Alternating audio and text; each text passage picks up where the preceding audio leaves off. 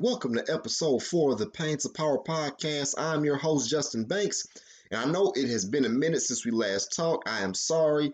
I've been pretty busy, with other projects and honestly just work in general, but I am glad to be back. With that being said, I wish that we were talking under some better circumstances. I've gone into some detail about my own personal pain or testimony. I talked about grieving, I talked about mental health, all of which are struggles of its own. But I've never mentioned the struggle of having this black face. I haven't talked about the struggle of being a black man in America. There is a plight for black faces. There's a 400-year hardship that continues. It has taken me a while to put this episode together because I have so much anger and sadness and confusion that is bottled up within me. I have not been able to put my thoughts together and put them down on paper. I will write down George Floyd's name and become angry. I will write down Breonna Taylor's name and become enraged. I will write down Ahmaud Arbery and become outraged. I will write down Trayvon Martin and become irate. I will write down Michael Brown and become furious. I will write down Rodney King and become incensed. I will write down Emmett Till and become wrathful. I will write down Philando Castile and become sullen. Not to mention the individuals killed at church in Charleston, South Carolina, and Eric Garner, Tamir Rice, Sandra Bland, Malice Green, Dr. King, Medgar Evers, and countless others. I have simply run out of adjectives to describe my emotions, and not just police brutality, but America, a country founded on hypocrisy. There are many other things that anger me when it comes to this country that we're going to talk about. I'm tired of the privilege that some white Americans refuse to acknowledge, and I'm tired of the white Americans who refuse to relinquish the privilege they have because it is beneficial for them. The white person who doesn't appreciate fairness, shame on you. The white person who believes that George Floyd's death is a joke and create a social media challenge because of it, shame on you. There is a devilish hate that is fueled in the person who thinks that's funny, who thinks it's cool. And to the black person who supports the racist agenda, i.e. Stacey Dash, i.e. the very ignorant Diamond and Silk, i.e. Candace Owens, I say shame on you. And my heart breaks for you because you have chosen chained leisure in the big house rather than fight outside in the fields. Candace Owens, unfortunately, is a mind wasted. What goes through a person's mind and psyche to sell out the culture? To do this, there must be some self-hatred for yourself, and I believe Ms. Owens is using her own self-hatred and putting it on all of Black America. You know why many white Americans don't believe racism exists? Because it doesn't, at least for them. The hate and violence that comes with racism has not affected a white person as it does a black person. However, it affects the black man and woman the moment they come out of the womb. So there is an extreme misconception that racism is just being called the N-word or being murdered by a racist, all of which continue to happen, by the way. But actually, the older I get, I'm starting to believe that many white Americans know that they're racist, but they refuse to hold themselves accountable and face that truth. I have to face every day that I am black, and I thank God I face it knowing the beauty within it.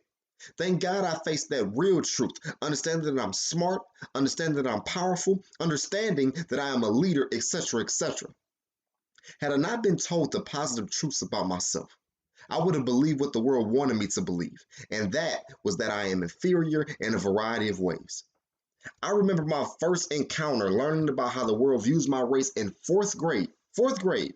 My teacher came into class. She was excited for us to get started on our arts and crafts projects, and we were going to draw the Nina, the Pinta, and the Santa Maria. Of course, the famous boats of Christopher Columbus. I went home and told my dad about the project, and I remember him telling me that Christopher Columbus didn't really discover America. This surprised my 8-year-old self, so I mentioned it to my teacher, who was white. I asked her, did Christopher Columbus really discover America? Her response was, Justin, your ego is too big. My ego. My own self-esteem and ego was too large because I corrected her on a historical fallacy. Another time in this same classroom, I told her I wanted to be like Oprah Winfrey, just having enough money to take care of my own family. Her response was, Justin, there aren't that many Oprah Winfreys. Pick another dream. Why would you tell me that this goal was not attainable? Why would you tell me at 8 years old to lower my ceiling? It felt just like the scene in Malcolm X where young Malcolm tells his teacher that he wants to be a lawyer. His teacher tells Malcolm that he is a nigger and he can't be a lawyer. The teacher also says that because he's quote unquote a nigger, he's good with his hands and should become a carpenter. Jesus was a carpenter, so he should make that his dream. Think about the psychology behind that sentence. He shrunk the power of Jesus so he could shrink young Malcolm, a move and exploit used since slavery. He didn't mention all of Jesus' power. He didn't mention how Jesus fed 5,000. He didn't mention how Jesus healed the leper, the blind man, and the sick. He didn't mention that Jesus was described as having skin like bronze. He didn't mention Jesus having hair like wool. He didn't mention that Jesus looked like me. He shrunk Jesus in an attempt to shrink young Malcolm.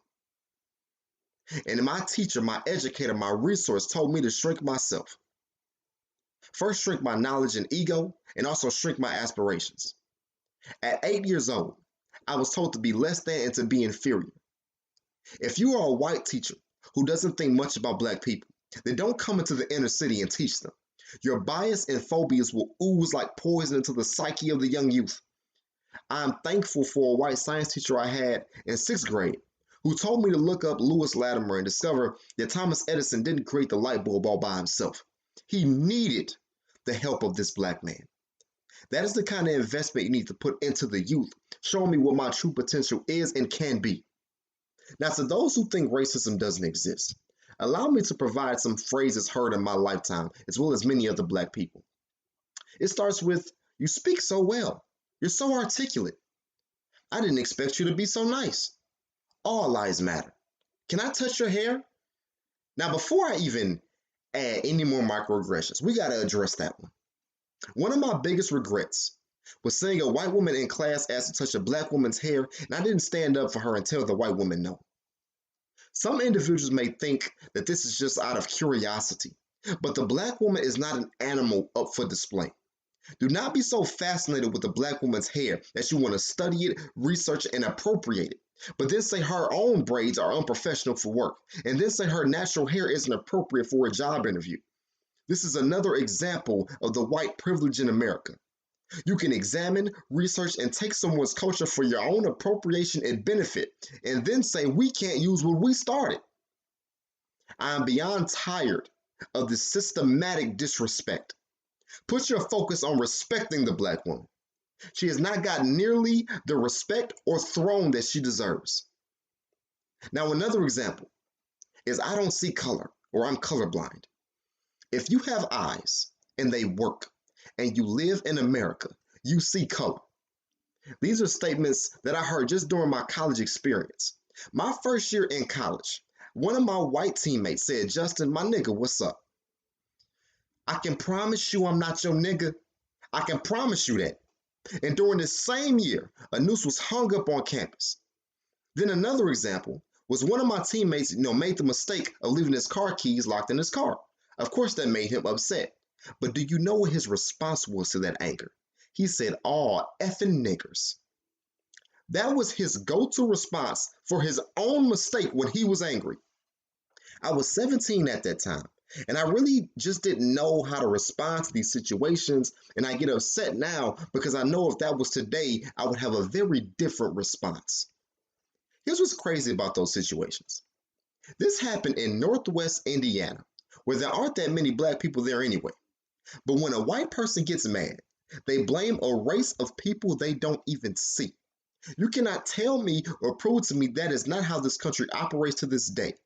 Before the immigration debate began of this century, it was the black man that would take your jobs, not that they're quote unquote free. It's the black person's fault that they are economically unstable. Yet you burn down Black Wall Street in Tulsa or any black business that was self-sufficient.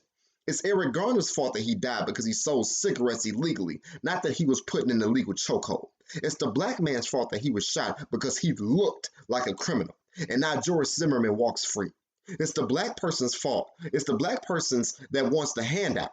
It's the black person that wants affirmative action, even though statistically it's the white woman who gets into college more because of it. But the moment that you blame a white person for their actions, their privilege makes them defensive and all hell breaks loose. I remember walking down the street with some other black people in college, and a white woman and her young child were coming right to us. This woman literally switched her purse to the other side and took herself and her child into the street to walk so she wouldn't be close to us. She would rather put her toddler in danger of getting hit by a car than to walk by us. She believed that it was more likely to get robbed than to be hit by a car in the street. There was something wrong with this country. Now, the plight of black faces continues with this idiocy of discussing flags.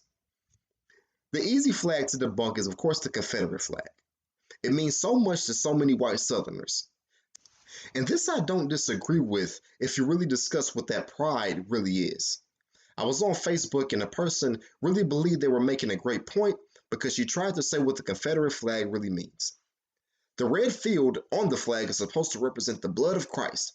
The white border represents the protection of God, and the X represents the Christian cross of St. Andrew.